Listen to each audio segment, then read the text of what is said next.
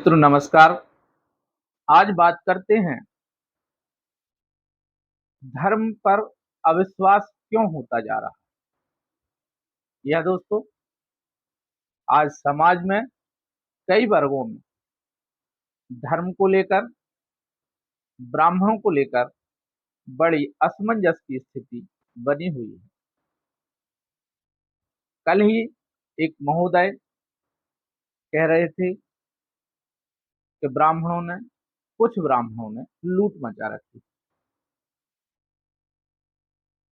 मैंने सोचा उनको जवाब दूं, कुछ कहूं, पर मैं रुका और मैंने विचार किया उन्होंने आखिर ऐसा क्यों कहा।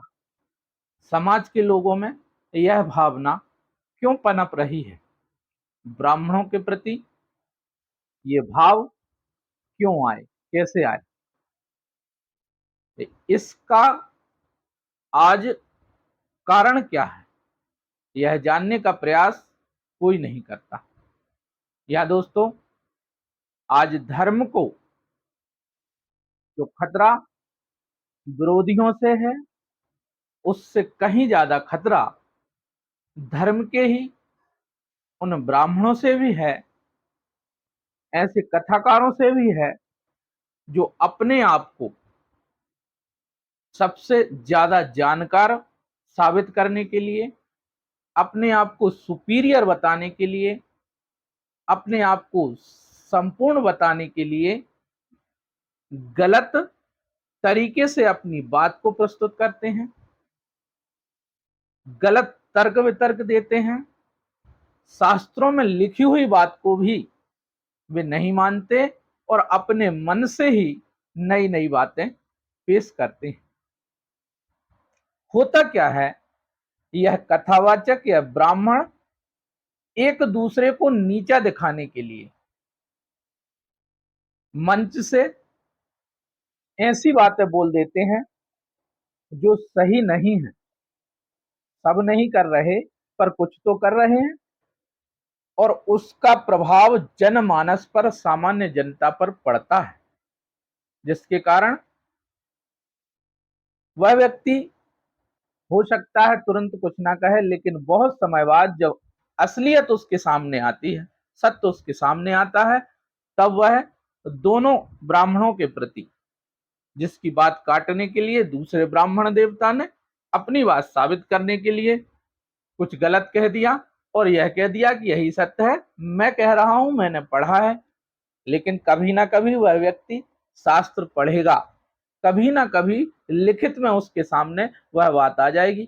यदि आपकी बात सही हुई तो वह आपकी बात मानने लगेगा, झूठ हुई तो उस व्यक्ति पर विश्वास नहीं करेगा, आपकी बात झूठ हुई तो आप पर विश्वास नहीं करेगा। होगा क्या कि धीरे धीरे जब वह देखते देखते कि हाँ यह इसकी बात काट रहे हैं, ये इसकी बात काट रहे हैं, अपनी अपनी बात को साबित करने के लिए गलत तरीके से जोर से चिल्लाकर अपनी बात मनवा रहे हैं, होगा क्या, जो आपके अनुयायी हैं, जो आपकी बात मान रहे हैं, यदि आपने गलत बात को सत्य साबित कर दिया और किसी दिन उसने प्रमाण पढ़ लिया, देखो प्रमाण तो शास्त्रों में मौजूद है।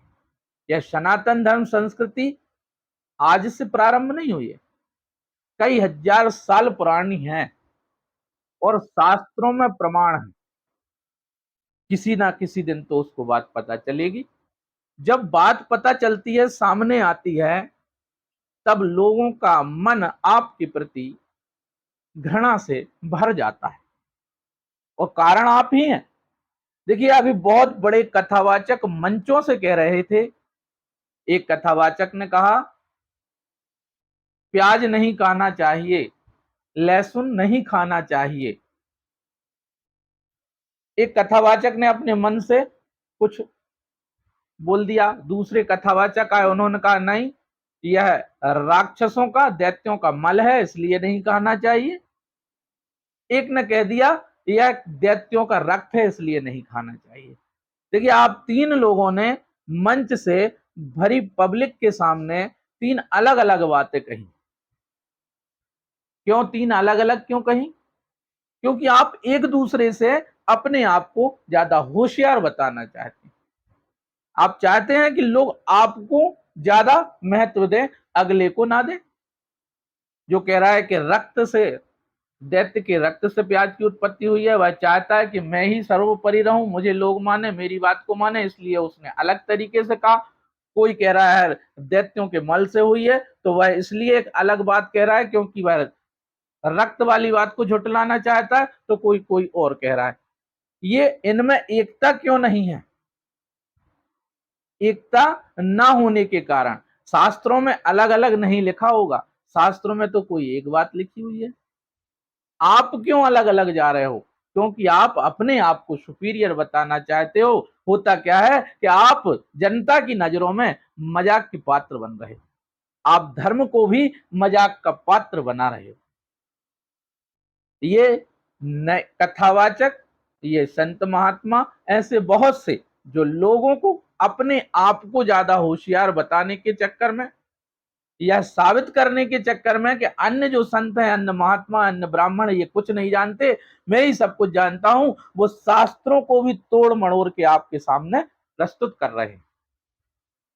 और दोस्तों यही बात, यही कारण आज धर्म पर लोगों का विश्वास घट रहा है, ब्राह्मणों पर लोगों का विश्वास घट रहा है। ये बड़ी दुख की बात है।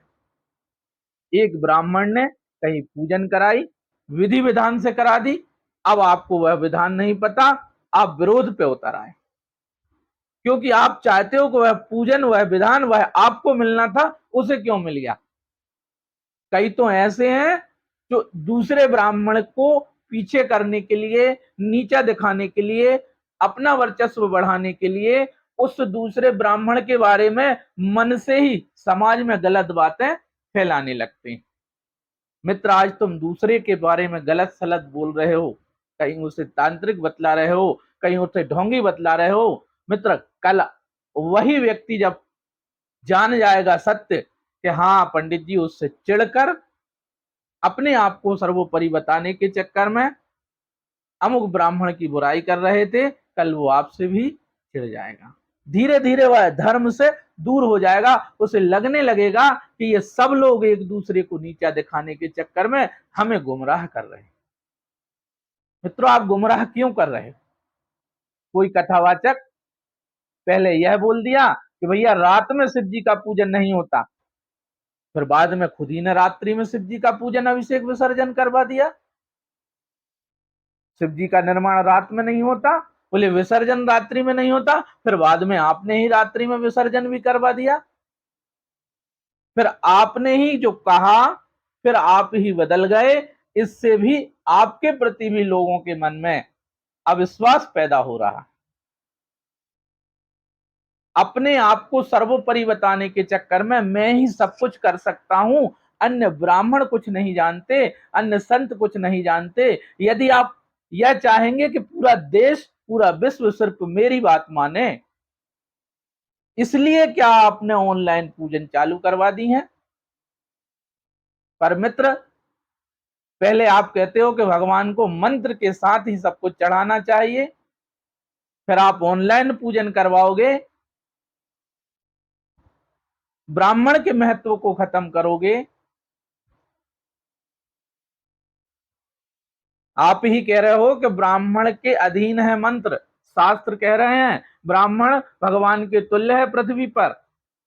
फिर आप कह रहे हो कि किसी ब्राह्मण को घर नहीं बुलाओ, मैं ऑनलाइन पूजन करा दूंगा।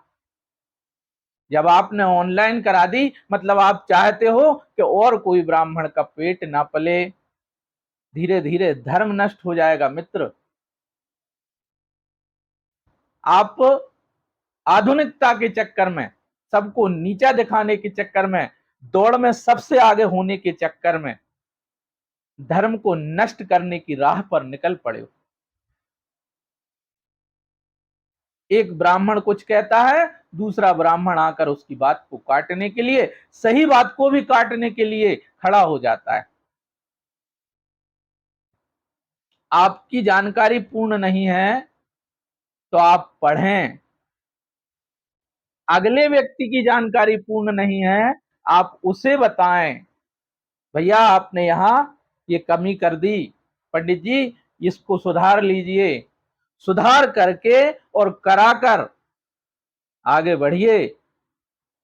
ये दूसरे ब्राह्मण को, दूसरे संत को नीचा दिखाने के लिए हम जो आपस में एक दूसरे को खींचातानी कर रहे हैं, झूठ बताने के लिए कि वह व्यक्ति झूठा है, हम भी झूठ परोस रहे हैं, कल जब असलियत लोगों के सामने आएगी तो क्या होगा, जो आज हो रहा है।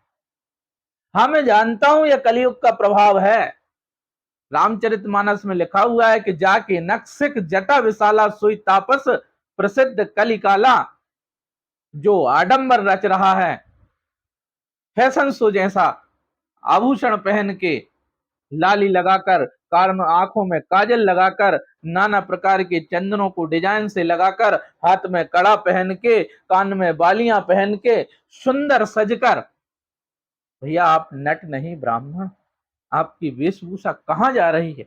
यह कलयुग का प्रभाव है, मैं समझता हूं, लेकिन हमें जिस काम के लिए ईश्वर ने भेजा है, ब्राह्मणों का, संतों का, समाज का कार्य क्या है, लोगों को धर्म से जोड़ना, धर्म के प्रति उनमें लालसा जगाना, धर्म को सही तरीके से बताना, धर्म को स्थापित करना। पर आप आपस में ही लड़े जा रहे हो। अच्छा छोटे स्तर में, लोकल में ब्राह्मण एक दूसरे को काटने के लिए, एक दूसरे को नीचा दिखाने के लिए षड्यंत्र रचते हैं। अब तो बड़े स्तर पे होने लगा, एक मंच से एक ब्राह्मण देव कुछ कहेंगे, एक संत, एक कथा वक्ता कुछ कहेंगे, तो दूसरे उसी बात को काटने के लिए कुछ भी कह देंगे। एक वीडियो चल रहा है, उसमें एक महात्मा जी कह रहे हैं कि शिवलिंग का स्पर्श मत कर लेना वरना अनिष्ट हो जाएगा। स्त्रियों से बोल रहे हैं, शिव पुराण में तो लिखा हुआ है। अब आपको किसी दिन किसी भक्तों को वह प्रमाण मिल जाएगा, जिस दिन वो पढ़ लेंगे। अच्छा पहले संस्कृत में अकेले ग्रंथ थे, आप कुछ भी कहकर लोगों को गुमराह कर सकते थे, भटका सकते थे। अब तो अर्थ सहित पुराण ग्रंथ मार्केट में उपस्थित हैं, इसलिए अर्थ का अनर्थ मत कीजिए। वह वीडियो सबसे ज्यादा वायरल हो रहा है। वे कह रहे हैं कि शिवलिंग शिवलिंग का पूजन स्त्रियां छुए ना, उसको ना करें। क्यों, क्या भ्रांति फैला रहे हो? क्या वह कथावाचक एक ज्यादा चल रहे हैं, उनकी कथा शिव पुराण की ज्यादा चल रही है, उनको नीचा दिखाने के लिए आप कुछ भी तर्क देंगे? उनकी कथा गलत है यह बताने के लिए कुछ भी तर्क देंगे? मित्र यह गलत है। शिव पुराण में कहीं नहीं लिखा कि स्त्रियां शिवलिंग का पूजन अभिषेक नहीं कर सकती। और लिंग का अर्थ क्या है? संस्कृत में लिंग का अर्थ होता है प्रतीक। पुरलिंग पुरुष जाति का प्रतीक, स्त्रीलिंग स्त्री जाति का प्रतीक, नपुंसकलिंग नपुंसक जाति का प्रतीक। शब्द का अर्थ है चिन्ह या प्रतीक होना। भगवान शिव के निराकार स्वरूप को शिवलिंग कहा जाता है। निराकार स्वरूप को शिवलिंग कहा जाता है। आप उस अर्थ को अनर्थ मत कीजिए।